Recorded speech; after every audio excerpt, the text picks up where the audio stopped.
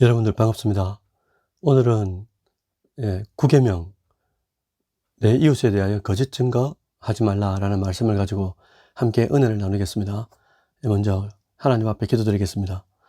존귀하신 하나님 아버지 감사합니다. 한 주간 동안도 수많은 사건 사고 가운데 지켜주시고 또한 저희들 주님 앞에 말씀대로 살지 못한 많은 죄악들도 있지만 하나님의 죄악을 강구하시는 그런 은혜 가운데 살게 하시니 감사합니다. 오늘도 저희들 하나님의 계명을 잘 마음판에 새기고 또한 새긴 말씀들을 또 삶에 또 실천하여 하나님 앞에 영광을 올려드릴 수 있는 저희들 되게 하시고 특히나 거짓 증거하지 않아 하나님 앞에 정말 믿음의 신실한 자로 세워질 수 있도록 주님께서 함께하여 주옵소서. 우리의 유일한 구원자 예수님의 이름으로 기도드립니다. 아멘. 예, 여러분들 반갑습니다. 오늘은 구절이 출애굽기 20장 16절 그리고 신명기 5장 20절 되겠습니다. 내 이웃에 대하여 거짓 증거하지 말라 라는 게 이제 오늘 본문이 되겠어요. 오늘 강의 이제 투데이스 포인트 이래 가지고 한 5가지 정도 되겠습니다. 보시는 바와 같이 첫 번째는 거짓말의 종류가 있는데 그 종류는 무엇인가? 그리고 성경 속에서 우리가 이 거짓 증거에 대해서 차출을 해보니까 산파와 기생 라합에 대해서 그리고 또 이세벨의 이 증인을 세운 그 사건에 대해서 우리가 한 번 더 살펴보고요. 그리고 세 번째로 고대 이스라엘 사회의 이 증인 그리고 그 증인들의 말, 증언이 얼마나 중요한가라는 것들을 한번 살펴보고 그리고 또 이 거짓말 중에는 은밀한 거짓말이 있는데 그것이 과연 무엇이고 우리는 어떻게 해야 되는가라는 것들을 살펴보려고 합니다. 마지막으로 거짓을 부리고 진실하게 살아야 하는 이유를 이제 말씀드리면서 마무리를 하려고 합니다. 여러분들 말에는 두 가지가 있잖아요. 하나는 참말이고 하나는 이제 거짓말입니다. 그런데 또 이 거짓말에는 또 두 가지로 나뉩니다. 하나는 선의의 거짓말이 있고 또 하나는 이제 악의적인 거짓말이 있잖아요. 먼저 성경에서 선의의 거짓말 혹은 이제 하얀 거짓말이라고도 말을 하는데 그 예를 한번 살펴보려고 합니다. 이 선의의 거짓말 이렇게 말을 할 때 우리가 성경 3만 구절이 넘는 구절 가운데 사건 사고 가운데 이 스토리에서 우리가 뽑아낼 수 있는 게 좀 잘 아는 유명한 스토리 아닙니까? 첫 번째는 이 모세 시대 때 산파 스토리죠. 지금으로부터 한 3,500년 전쯤 됩니다. 애굽의 바로 왕이 히브리 민족들이 많아지니까 이 히브리 산파에게 뭐라고 명합니까? 아들이 태어나면 그 자리에서 죽이라고 어명이 떨어집니다. 그런데 이 산파들은 이 왕에게 거짓말을 하죠. 뭐라고 하는 겁니까? 히브리 사람들은, 여자들은 원체 좀 튼튼하고 건강해서 우리가 도착하기 전에 이미 아기를 쑥쑥 낳습디다. 이렇게 이제 말을 올리는 거예요. 여러분들 혹시 산파들이 왜 이렇게 거짓말을 했는가? 라고 물으면 뭐라고 대답해야 될 것 같습니다. 뭐라고 대답해야 될까요? 이게 이제 성경에 나와 있는데요. 출애굽기 1장 21절에 정확하게 기록하고 있습니다. 산파들이 그렇게 하얀 거짓말을 했던 이유는 이거죠. 그 산파들이 하나님을 어떻게 했다고요? 경외하였더라 라고 기록하고 있다는 거예요. 산파는 엄청난 권력인 바로왕의 이 어명보다도 하나님을 더 두려워했던 겁니다. 그런 와중에 모세가 태어나게 되었고 120년 동안 하나님 앞에 이렇게 준비되고 또 준비되고 마지막에 이제 80세에서 120세까지는 40년 동안 영조자로서 이제 하나님의 이 쓰이는 도구가 되게 되는 거죠. 그리고 난 이후에 이 모세는 하나님의 명을 받아 여호수아에게 영적 지도자의 바톤을 이제 넘기게 되는 거죠. 이 여호수아가 하루는 이제 두 번째 예입니다. 첫 번째는 산파고요. 두 번째 이제 하얀 거짓말, 선의의 거짓말의 이 성경적 이 예화는 여호수아가 하루는 가나안 땅을 목전에 두고 두 명의 정탐꾼을 이제 여리고성에 보내지 않습니까? 두 정탐꾼은 여리고성에 들어갑니다. 그리고 그 성 안에서 누구를 만나냐니까 하나님께서 예비하신 기생 라합을 만나게 되죠. 그런데 누군가의 밀고를 통해 가지고 이 여리고성에 있었던 이 군인들이 알고 있었습니다. 기생 라합 집에 이 스파이가 2명 들어왔다고. 그런데 이 들어온 것을 알고 군인들이 찾아왔는데도 기생나비 뭐라고 하는 겁니까? 군인들에게 이제 거짓말을 하잖아요. 이렇게 합니다. 그들이 오기는 왔지만 날이 어두워져서 떠났다. 빨리 쫓아가 봐라. 찾을 수도 있을 것 같다. 라고 이제 말을 하죠. 엄격히 말하면 기생나비의 말은 거짓말이 맞습니다. 그래서 요한계시록 21장 27절에 보시면 거짓말을 하는 자는 천국에 못 들어간다 라고 또 이 엄격히 말씀하신 것도 있죠. 기생나비은 이 거짓말한 것이 분명하다. 그런데도 이방인이요 기생인 이 라합은 마태복음 1장 신약을 딱 펼칠 때 마태복음 1장에 예수님의 위대한 족보 안에 이방 여인이었지만 그것도 기생이었지만 조상으로서 들어가게 되는 그런 이제 명예를 가지게 되는 거죠. 이렇게 선의의 거짓말에 대한 두 개의 성경적 실제적 역사적 예화를 통해 살리는 거짓말을 우리가 살펴봤어요. 그럼 두 번째 악의적인 거짓말도 있다. 그걸 어떻게 살펴볼 것인가? 여러분들 악의적 거짓말이라고 말하면 성경에서 뭐를 우리가 이렇게 뽑을 수 있겠습니까? 스토리를. 북이스라엘의 왕 중에 아합 왕이라고 있었잖아요. 어느 날 이 아합 왕이 나봇이라는 사람이 있었는데 이 나봇이라는 사람이 너무나 아름다운 이제 포도밭을 갖고 있었어요. 근데 그게 탐난 겁니다. 그래서 이 아합 왕이 이 왕권을 가지고 나봇에게 이제 포도밭을 이제 팔려고 하죠. 팔려고 하지만 팔 수가 없죠. 왜냐하니까 율법 조항에 조상에게 기업으로 물려받은 땅은 살 수도 없고 팔 수도 없다라고 이제 명시되어 있기 때문입니다. 이 말을 듣고 아합은 이제 아이처럼 식음을 전폐하죠. 그런데 이때 누가 등장하냐니까 아합 왕의 사악한 누굽니까? 아내였던 이세벨이라는 이 여인이 등장합니다. 그래서 나봇이 사는 지역에 장로들을 세워가지고 거짓 증인을 하게 하죠. 거짓 증언도 하게 합니다. 이렇게 말이죠. 나봇은 하나님과 왕을 저주했다. 라고 쫙 이렇게 이 소문을 내면서 결국에는 나봇이란 이 사람이 돌에 맞아 죽게 되죠. 그래서 결국은 그 포도밭을 빼앗습니다. 이 스토리에서 중요한 것이 이 이세벨이란 이 악한 여인이 왕비가 어떻게 합니까? 그 지역에 장로 두 사람 거짓 증인을 세워가지고 이들로부터 거짓말을 하게 하죠. 나봇이 그런 말을 했다라고 거짓 증언을 하게 합니다. 그러면서 결국에는 이 거짓 증언 때문에 나봇이라는 이 선량한 사람이 목숨을 잃게 되는 그런 이제 결과를 낳게 된다는 거죠. 이런 불상사를 막기 위해서 고대 이스라엘 사회에서는 구계명을 범하지 않도록 거짓 증거를 하지 못하도록 이중 삼중의 방어장치를 이렇게 많이 세워놨었어요. 먼저는 증인을 한 사람으로 세우지 않았습니다. 왜?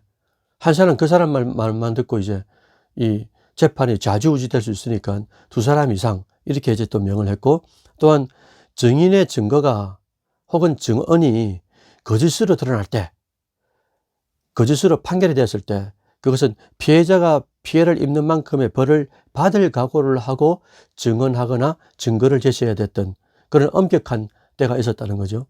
그래서 산파와 기생나합의 거짓말과 이세벨이 세웠던 이 거짓 증언 두 사람의 이 거짓말에서 우리가 얻을 수 있는 교훈은 무엇인가 라고 보니까 우선 말은 같아요.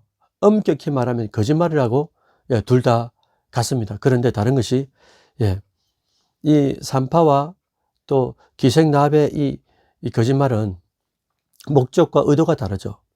그리고 또 이세벨이 세웠던 이 증인들의 거짓말은 또 목적과 의도가 다릅니다. 산파와 기생나합은 사람을 살리기 위해서 거짓말을 했다는 것이죠. 그러나 이세벨이 세운 이 거짓 증인들은 이 나봇이라는 이 나봇의 이 포도밭을 갖고 싶은 이 욕심에 의하여 거짓말을 하게 하고 또 거짓 증인을 세워서 결국은 무고한 사람을 죽이게 되는 그런 이제 이 악의적인 거짓말이 되었다는 것이 다르다는 거죠. 결국 구계명에서는 하나님께서 말씀하시려고 하는 핵심이 무엇일까? 두 가지입니다. 하나는 다른 사람, 즉 그 사람에 대한 명예나 생명을 보호하기 위한 하나님의 사랑의 조치다 라고 이제 볼 수 있고요. 또한 두 번째는 이 구계명을 통해 가지고 하나님의 말씀하신 또 다른 계명을 또 우리가 소환해서 살펴볼 수가 있어요. 그게 뭐냐니까 3계명입니다. 3계명을 보면은 여호와의 이름을 망령되게 사용하지 말라라는 이 말씀을 우리가 종전에 배웠는데, 이 말씀은 바로 하나님의 명예를 보호하는 거잖아요.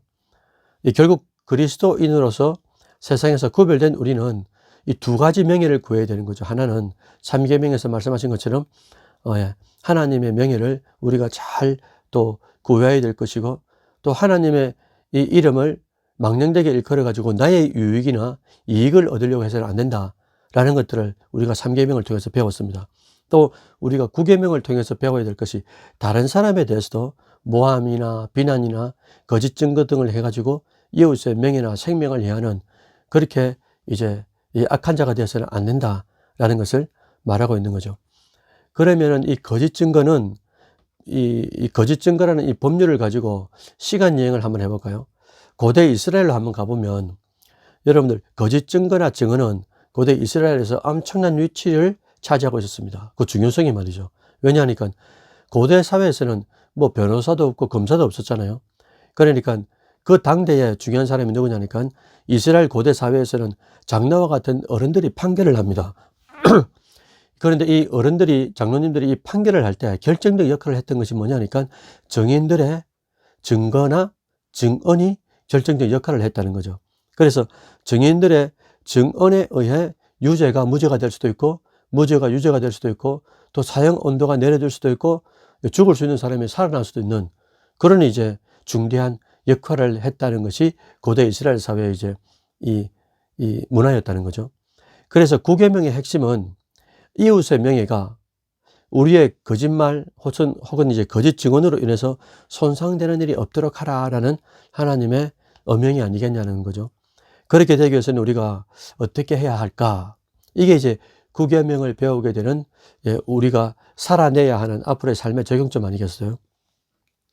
먼저는 범사에 진실해야 할 것 같아요. 그런데 이제 인간은 진실하지도 않고 진실할 수도 없잖아요. 오직 하나님의 은혜로 가능한 것 아닙니까? 요즘 이제 수많은 세상의 책들은 많은 이 말을 합니다. 많은 글을 쓰죠. 그러면서 이 성공과 행복을 창조하는데 말을 사용하라고 그렇게 이제 말을 합니다.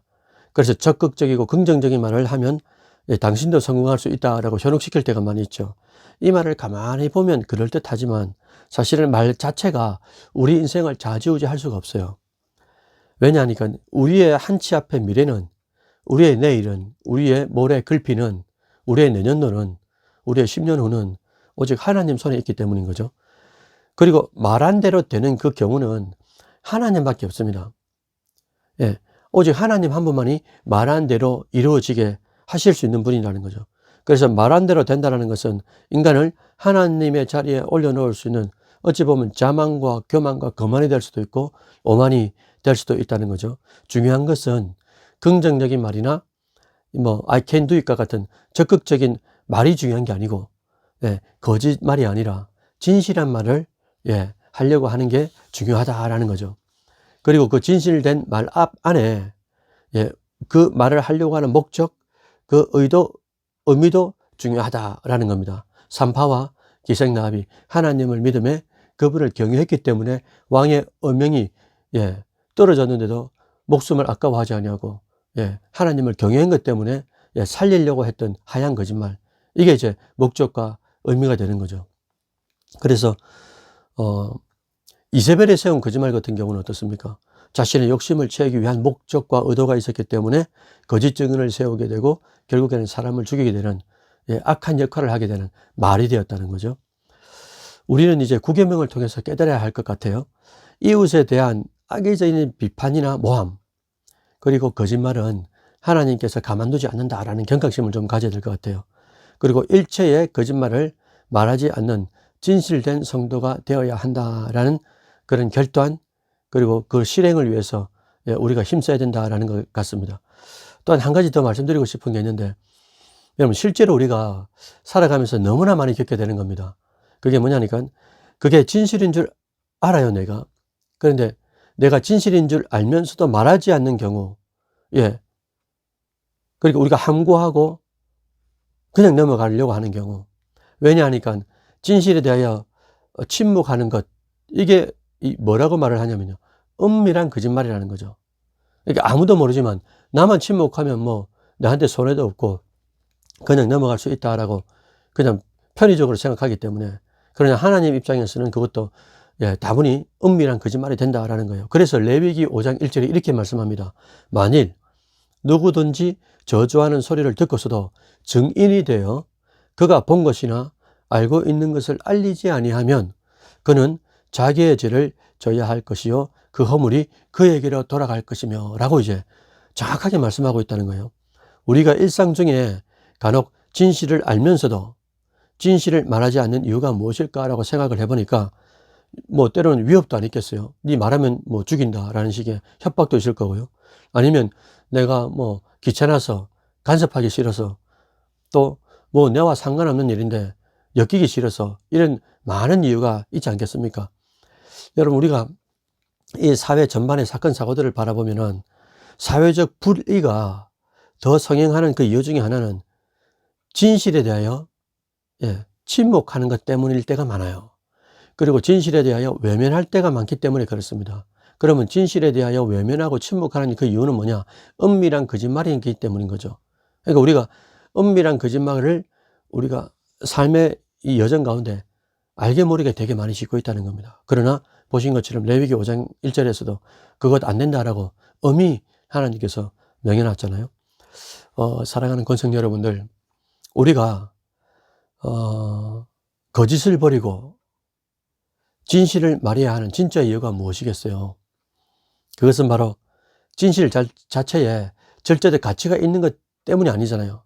그럼 진실만큼 중요한 것이 그 무엇이 있는데, 그게 뭐냐니까 생명이 중요하다라는 거예요. 명예도 중요하다라는 겁니다. 그래서 진실에는 사람을 살리는 힘이 있는 것과 같이 우리가 이 은밀한 진실을 숨기려고 하지 말고 말해야 될 때는 말을 해야 되는 것, 그리고 말을 할 때도 그 목적과 의도가 하나님 앞에 합당한지를 분별하고 살리는 자로서의 관리를 감당하려고 하는 또 한 명의 산파, 또 한 명의 기생나합이 된다라는 거죠. 그리고 우리가 실제적으로 마지막으로 살펴볼 것이, 그럼 버려야 될 것이 무엇이 있는가 라고 생각해 볼 때, 오늘 본문의 말씀처럼 거짓 증거를 버려야 될 것이고, 그리고 또 은밀한 거짓말도 충분히 또 버려야 될 것이고, 그래서 하나님 앞에 서는 날에 우리가 이 땅에 사는 동안에 모든 언행 심사가 체크가 될 텐데, 판도라라면처럼 한순간으로 쭉 지나갈 텐데, 그때 하나님께서 뭐 잘했다라고 칭찬해 주신다든지, 또 그래서 하나님께서 영광을 받으셨다든지, 아니면 땅에 사는 동안에는 많은 사람들에게 우리의 언행 심사, 특히나 이 말에 대하여 많은 사람들에게 믿음의 선한 영향력을 미쳤다고 말을 한다면 참 그 인생은 복된 인생이 되는 것 아니겠습니까? 아무쪼록 여러분들 오늘 출애굽기에 또 신명기 5장 20절에 내 이웃에 대하여 거짓 증거 하지 말라라고 말씀해 주신 것을 다시 한 번 더 생각해 보시면서 남은 인생 정말 하나님 앞에, 그리고 세상 앞에 부끄럽지 아니한 여러분들의 생애가 되시기를 주의 이름으로 축원드립니다. 잠시 기도드릴게요. 사랑의 하나님 아버지, 감사합니다. 오늘도 짧은 시간이지만은 9계명을 통하여 다시 한 번 더 하나님의 진심과 본심이 무엇인지를 저희들 깨달았습니다. 인생을 사노라 하면서 나의 유익과 이익을 위하여, 욕심을 위하여 사는 자 되지 않게 하시고, 은밀한 거짓도 버리면서 말을 해야 될 때는 정확하게 말을 하되 숨기지 않게 하시고 정의롭게 하시고, 특히나 그 말 안에 우리의 또 선한 목적과 의도가 있도록 살리는 자가 될 수 있도록 주님께서 함께하여 주옵소서. 한 주간 동안도 눈동자처럼 지켜주셨다가 다음 주 마지막 10계명을 통하여 하나님의 은혜를 받는 귀한 시간 되도록 주님께서 붙잡아 주시옵소서.